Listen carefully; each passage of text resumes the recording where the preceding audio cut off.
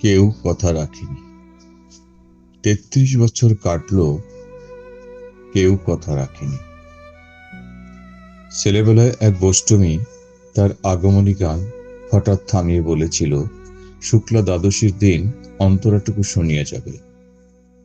তারপর কত চন্দ্রভোগ অমাবস্যায় এসে চলে গেল, কিন্তু সেই বষ্টমী আর এলো না। ২৫ বছর প্রতীক্ষায় আছি। মামাবাড়ির মাঝি নাদের আলী বলেছিল, বড় হও দাদা ঠাকুর, তোমাকে আমি ৩ প্রহরের বিল দেখাতে নিয়ে যাব, যেখানে পদ্ম ফুলের মাথায় সাপ আর ভোমর খেলা করে।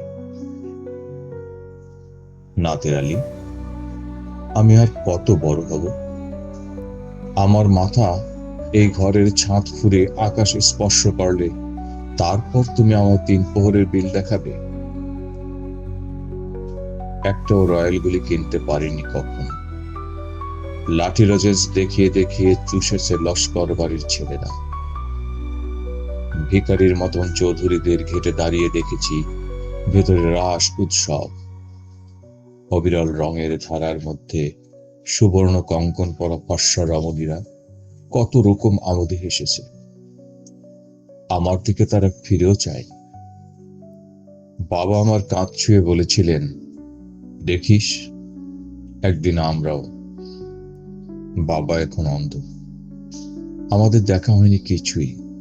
সেই রয়্যালগুলি, সেই লাঠি লজেন্স, সেই রাস উৎসব আমায় কেউ ফিরিয়ে দেবে না।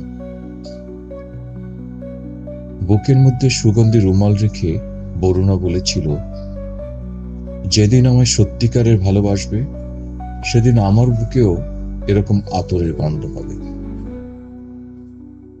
ভালোবাসার জন্য আমি হাতের মুঠোয় প্রাণ নিয়েছি। দুরন্ত ষাঁড়ের চোখে বেঁধেছি লাল কাপড়। বিশ্ব সংসার তন্ন তন্ন করে খুঁজে এনেছি ১০৮টি নীল পদ্ম। তবু কথা রাখিনি করুণা। এখন তার বুকে শুধুই মাংসের গন্ধ। এখনো সে যে কোনো নারী। কেউ কথা রাখেনি। ৩৩ বছর কাটলো, কেউ কথা রাখে না।